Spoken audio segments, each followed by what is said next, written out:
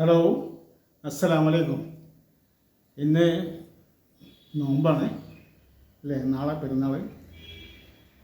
അപ്പം പള്ളിമാലിൽ കുടുംബത്തിൽപ്പെട്ട പള്ളിമാലിൽ എഡ്യൂക്കേഷൻ വിങ്ങിൻ്റെ പേരിലും എൻ്റെ സ്വന്തം പേരിലും എല്ലാവർക്കും എൻ്റെ അഡ്വാൻസ് പെരുന്നാൾ ആശംസകൾ.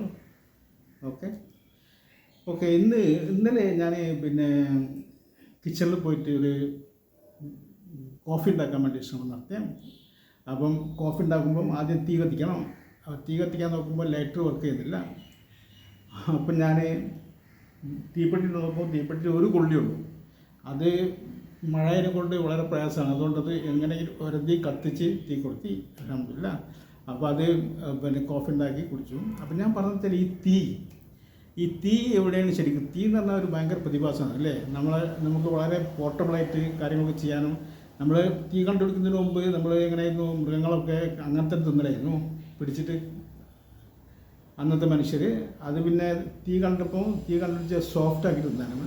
നമുക്കൊരു ഇറച്ചി ഒരു മാംസം കിട്ടിയാലേ തിന്നാൻ സോഫ്റ്റാക്കി തിന്നാൻ വേണ്ടിയിട്ടാണ് അവർ തീ വയ്ക്കുന്നത്.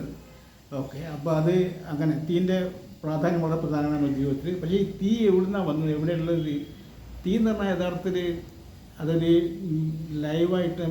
ലൈഫായിട്ട് വളരെ ബന്ധപ്പെട്ട ഒരു സാധനം. നമ്മൾ ജീവനായിട്ട് വളരെ ബന്ധപ്പെട്ട് കിടക്കുന്ന ഒരു സാധനമാണ് തീ എന്ന് പറഞ്ഞാൽ. ഇപ്പം നമ്മൾ മനുഷ്യർ പല എക്സ്പ്ലോറേഷൻ, പല സ്പേസിലേക്ക്, പല സ്ഥലത്തൊക്കെ പോയി, പല മറ്റ് ഗ്രഹങ്ങളിലൊക്കെ പോയി അവിടെയൊക്കെ ഇറങ്ങി പലതും ചെയ്തു. പക്ഷേ ഈ പോയ സ്ഥലങ്ങളിൽ, ഓരോ എക്സ്പ്ലോർ ചെയ്ത സ്ഥലങ്ങളൊന്നും തീയില്ല. തീ ഭൂമിയിൽ മാത്രമേ ഉള്ളൂ. കാരണം എന്താണ്? ഈ തീ എന്ന് പറഞ്ഞാൽ അത് ലൈഫായിട്ട് ബന്ധപ്പെട്ട ജീവനായിട്ട്. അപ്പോൾ ഇവരിതുവരെ പോയി കണ്ടുപിടിച്ച ഒരു പ്ലാനറ്റിലും ജീവൻ കണ്ടെത്തിയില്ല ഇതുവരെ. ജീവൻ ഉണ്ടാവും ഒരുപാട്, പക്ഷെ അവരുടെ എത്തിയില്ല അവർ. ഇപ്പോൾ ഈ സൗരയൂഥത്തിലുള്ള എല്ലാ പ്ലാനറ്റുകളും അവർ വളരെ അരച്ചു പെറുക്കിയിട്ടുണ്ട്, പക്ഷെ അവിടെ ഒന്നും ജീവൻ കണ്ടെത്തിയില്ല. അതുകൊണ്ട് തീയില്ല. അപ്പോൾ ജീവൻ കൊടുത്ത തീ ഉണ്ടാവുള്ളൂ. കാരണം ജീവനും തീയായിട്ട് വളരെ ബന്ധപ്പെട്ടായിരിക്കുന്നത്. കാരണം ഈ തീ എന്ന് പറഞ്ഞാൽ അതിലെന്താ ഉള്ളതിൽ ഓക്സിജൻ വേണം, പിന്നെ ഒരു മീഡിയ വേണം, കത്താനുള്ള മീഡിയ, പിന്നെ താപം, ചൂടും വേണം. ഈ 3 എലിമെൻ്റ് ഉണ്ടാകുമ്പോഴാണ് തീ കത്താൻ, മനസ്സിലായില്ലേ?